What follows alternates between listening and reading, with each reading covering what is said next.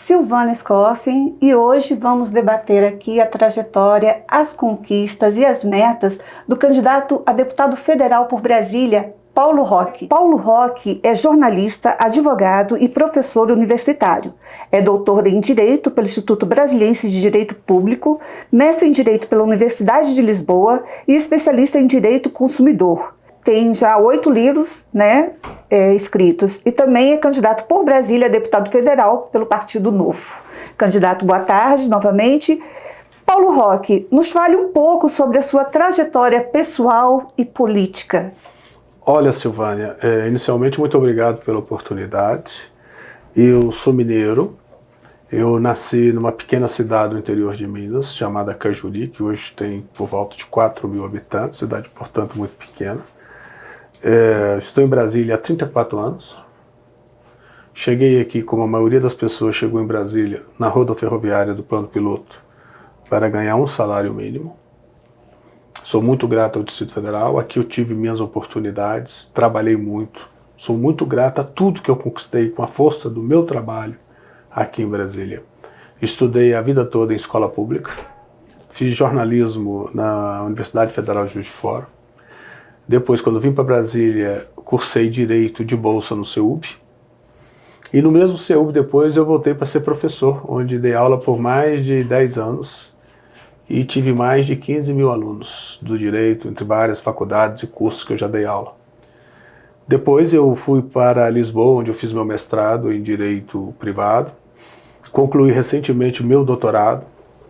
Já disputei por 2 vezes a eleição para a presidência da OAB e já fui inclusive conselheiro da Ordem dos Advogados do Brasil e diretor por 2 vezes da Escola Superior da Advocacia.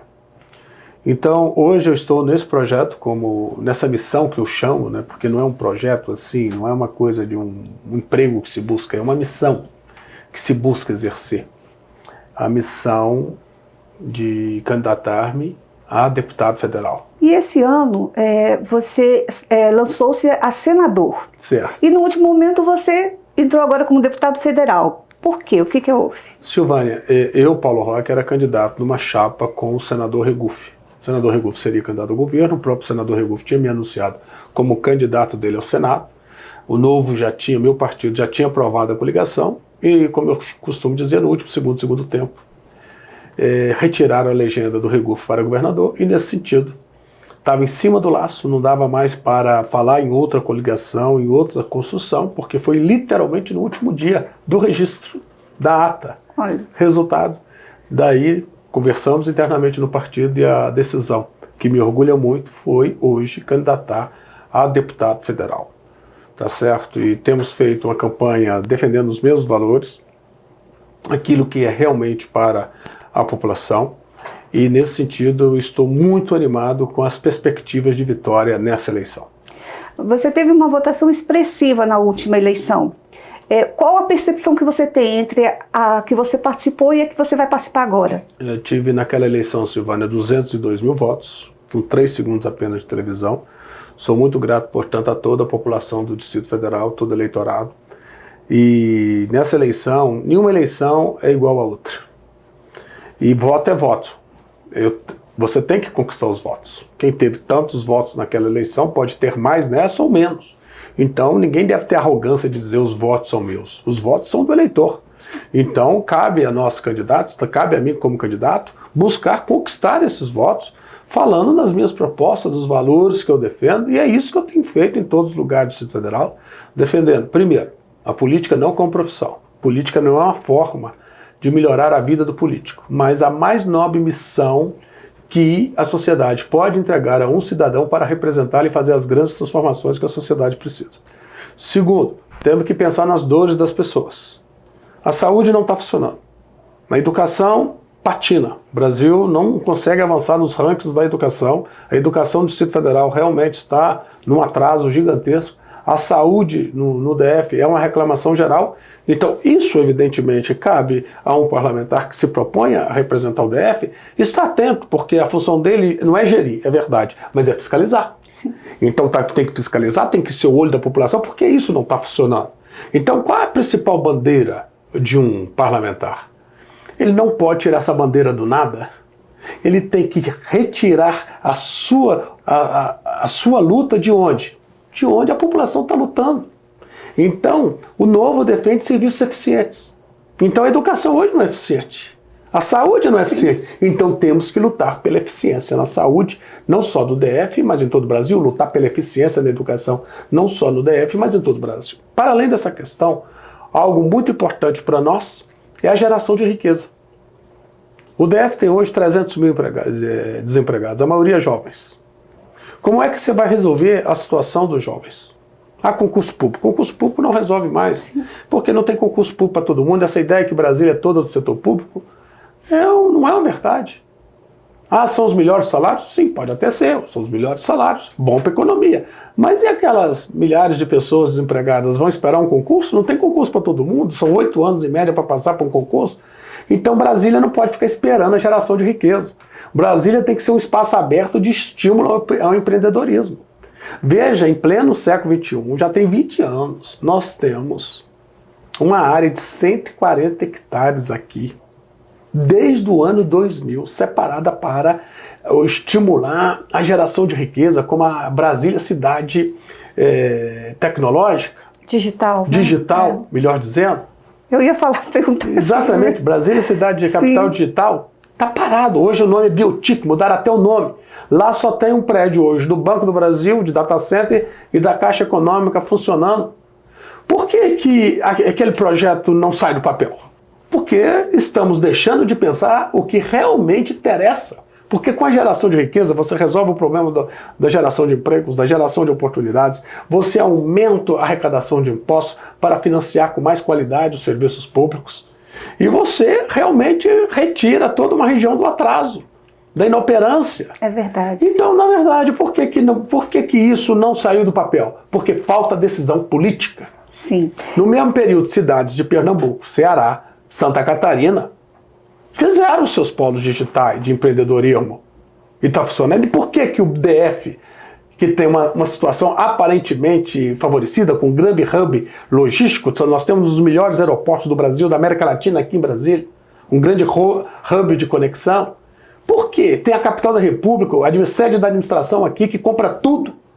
Por quê? De tudo. E por que nós não estamos aproveitando isso? É isso que deve incomodar sempre quem pensa em representar o DF. Eu verifiquei que realmente você tem uma missão com os jovens, né, com a capacitação deles, inclusive a qualificação desses jovens, e também outros projetos que teriam uma visão no Senado. Muda alguma coisa você indo para a Câmara Federal? Primeiramente o seguinte, o senador tem algumas funções, muito poucas, diferentes da de um deputado. Os dois, tanto o deputado como o senador, são legisladores. Vota projeto de lei, mesma coisa do senador. Fiscaliza a execução do orçamento, vota o orçamento, fiscaliza a execução do orçamento. Mesma coisa um deputado e um senador. O senador tem a função de indicar ministro supremo, sabatinar ministro supremo, julga na instância final o julgamento dos processos de impeachment, sobretudo de presidente da República, de próprios ministros, dos próprios ministros do STF. Então, e fazem também indicação de embaixadores e a sabatina de agências reguladoras. No caso da Câmara Federal, os deputados têm a função essencialmente de votar os projetos de lei, votar o orçamento, da mesma maneira que o Senado, e fiscalizar a execução do orçamento. Então, quer dizer, as funções são muito semelhantes. E nesse sentido que o que eu poderia fazer no Senado, eu posso também fazer na Câmara Federal. E lutar sempre para que o DF tenha recursos necessários à sobrevivência das atividades essenciais, ao bom funcionamento das atividades essenciais na saúde, segurança e educação, porque tem um fundo constitucional, e também exercer a fiscalização como deve ser. Você tem também um projeto sobre os parlamentares usarem os serviços públicos, também está na sua agenda? Veja o seguinte, o que está na minha agenda hoje é criar um código de defesa do cidadão. Fala-se muito do direito do Estado em relação ao cidadão. E quando o Estado não entrega aquilo que ele prometeu entregar ao cidadão? Simplesmente ele não entrega. E o cidadão recorre a quem? Então fica uma espécie de obrigação onde apenas um tem que cumprir sua obrigação. O outro cumpre se quiser. Não pode ser assim. Verdade. Isso tem que ter consequência. Então, você recebe uma multa. Passou com excesso de velocidade, às vezes 4, 5 km acima do limite da velocidade placa da via. Você mal chegou em casa, a multa já está chegando junto com você, porque o Estado hoje é um aparato tecnológico que usa isso para arrecadar. Está errado? Não está errado. Mas ele devia usar essa mesma tecnologia em favor do cidadão. Cadê a telemedicina? Por que que hoje não se usa a telemedicina no serviço público de saúde? Por que que se não digitaliza a maioria dos serviços públicos são possíveis, onde o cidadão conectando com o aplicativo tem acesso a serviços prestados pelo próprio Estado? Por que que isso engatinha?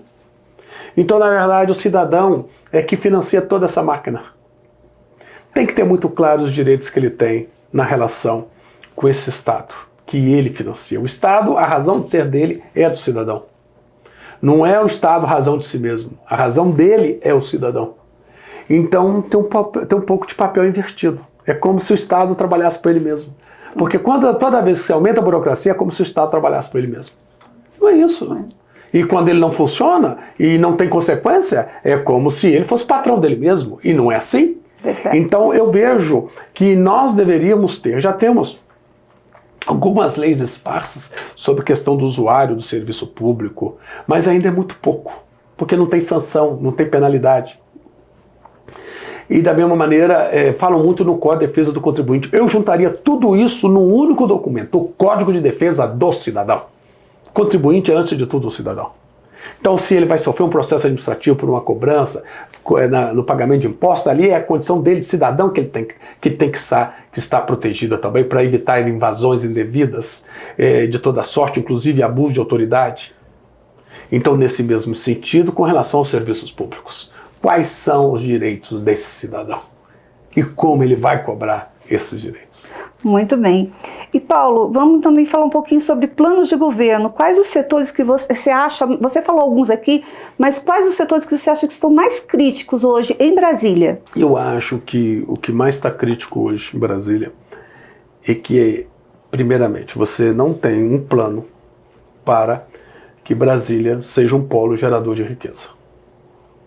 E Brasília, ele não pode ficar, o Distrito Federal, que é apenas um espaço de atuação do serviço público, dos órgãos públicos. Brasília tem que aproveitar isso, toda essa logística que tem na capital federal, o aeroporto, toda essa renda gerada na capital federal para movimentar ainda mais a economia e gerar mais oportunidades. Falei do polo digital, da cidade digital, está lá parado. Então falta um plano para tirar aquilo do papel. Outra questão, todo mundo fala da saúde, que ela não funciona. Na época do Frejá funcionava de uma forma que a população ainda tem saudade. Então, como é que se propõe a resolver esses problemas? Eu vi o debate de televisão dos candidatos ao governo. Eu não vi nada específico sobre como solucionar esses problemas. Isso tem que estar no plano de governo de uma maneira muito clara. Não é só dizer eu defendo a saúde, eu defendo a educação. É dizer como que você vai implementar essas propostas para que você tenha educação de qualidade, você tenha saúde de qualidade, você tenha segurança de qualidade. Então fica muito discurso e o cidadão fica chateado e com razão. Porque repete uma cantilena para ele que 4 anos depois ele não vê a melhora. Sim. Então, nesse sentido, falta que você tenha vontade política para realmente fazer um plano de governo que a sociedade precisa. E outra, fala um pouquinho então da família, sendo a sua parceira agora, daqui em diante, fala um pouco sobre isso. Olha, é muito importante, né? Ô Silvânia, eu sou de uma família de 9 irmãos. Minha mãe, ainda ontem falei com ela, 91 anos, está fazendo agora, dia 18, 91 anos, com muito orgulho. Meu pai faleceu tem 3 anos, meu pai 4º ano primário, minha mãe 3º ano primário. E eu devo muito à minha família. Hoje eu estou aqui em Brasília, onde meus 3 filhos nasceram aqui no Distrito Federal, tenho filha já vai fazer 24 anos, outro filho de 13 anos e a minha menor filha, a caçula de 8 anos. Então, Brasília me deu também a minha família. Então, por isso, minha eterna gratidão ao Distrito Federal. E quando a gente fala de família, a gente tem que entender, muitas vezes, não, quem defende família é conservador. Eu não gosto desses clichês, não gosto desses rótulos. Família é família e pronto, acabou. Você tem uma família que ama ou você não tem uma família que você ama. Mas observe friamente o que uma família faz. Eu vou te dar o exemplo da minha mãe. Tudo bem, nós estudamos, todos fizemos uma universidade federal, todos estudamos escola pública, todos lá em casa pela educação, graças a Deus, vencemos. Agora teve sempre a força do meu pai e da minha mãe, conduzindo esse caminho, para que ninguém desistisse desse caminho. Eu lembro, minha mãe sempre contava que ela tinha, minha mãe tinha 10 irmãos. E ela tinha 9 anos quando o pai faleceu. Era uma das mais velhas da casa, das filhas mais velhas. E ela queria muito estudar. E minha avó chegou para ela, quando ela queria, minha mãe, eu queria realmente estudar, porque eu sonho estudar, vejo minhas amigas estudando. E minha avó chegou para ela e disse o seguinte: mas Laila, como é que você vai estudar? Quem vai cuidar dos seus irmãos? São todos, você é uma das mais velhas, eu preciso de você para ajudar a cuidar dos meus filhos. E ela, nesse momento, ela fez uma profecia, que ela repete até hoje para os filhos, que ela não iria estudar. Sim, minha mãe, eu vou ficar aqui do seu lado. Mas o dia que eu tiver meus filhos, todos vão ser doutores. Foi a força dela. Se você vê a realidade que eu nasci, minha cidade não tinha um médico. Tinha uma escola, que eu chamo de palácio, porque foi lá que a gente pôde viver esse sonho.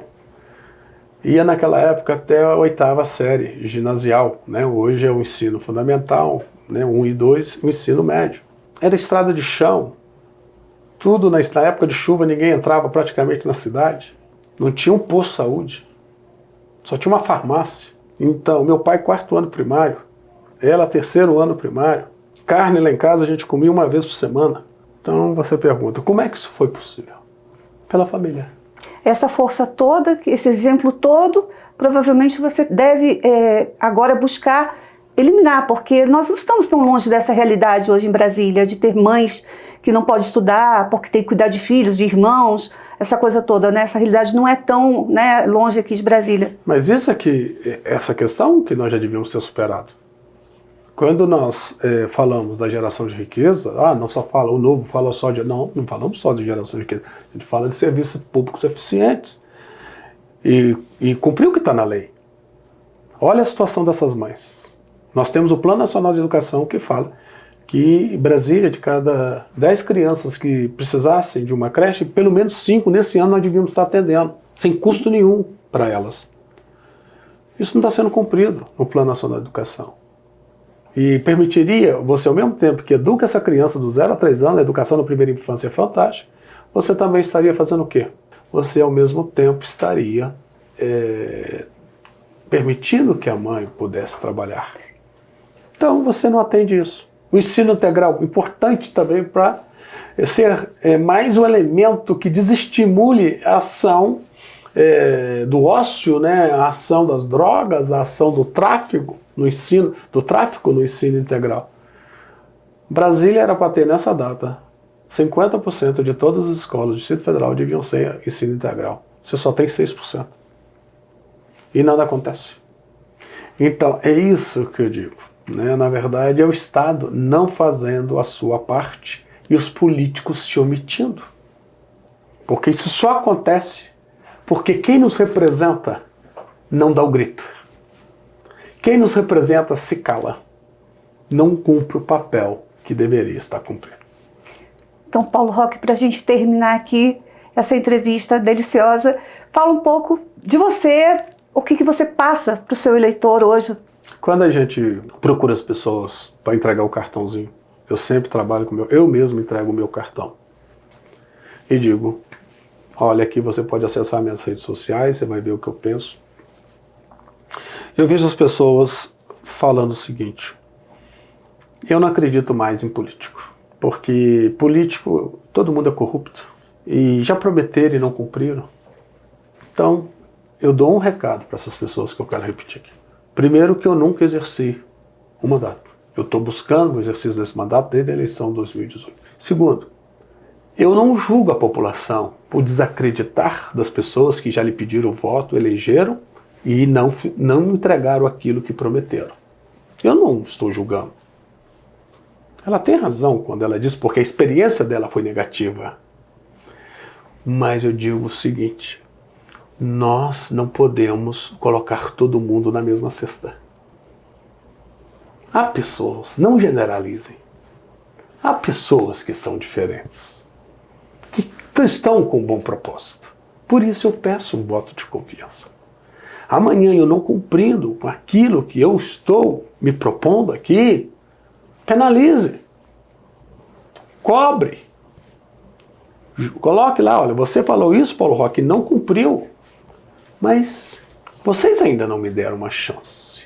E eu vou demonstrar a vocês que eu sou diferente, que eu não concordo também com esse estado de coisas que está aí, com a maneira como o político exerce a sua função, como se fosse uma questão para resolver a vida dele.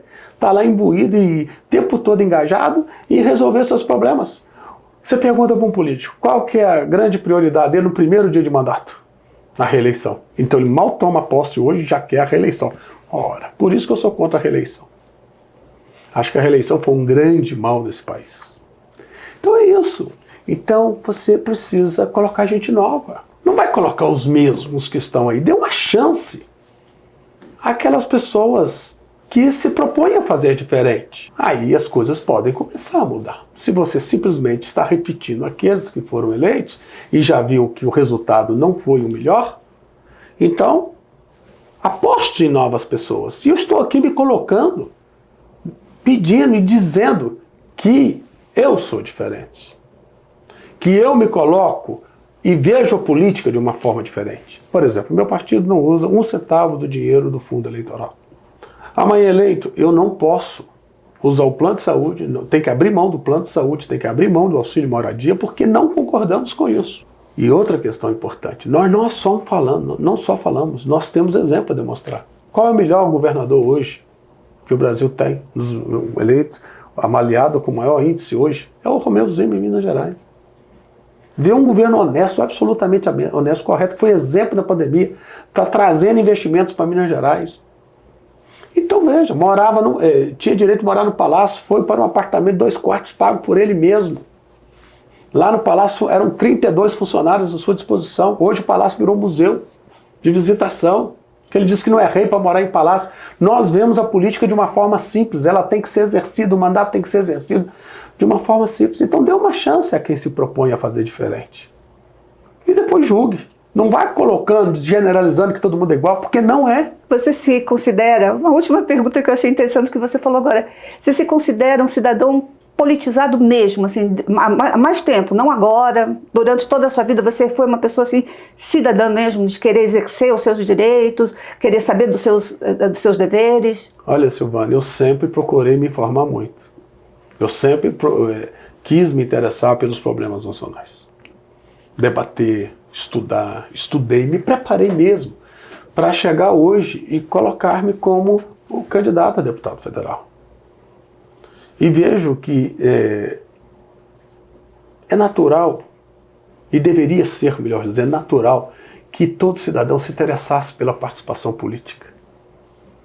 Porque quando você não se interessa, você está fazendo exatamente o jogo de quem está te roubando.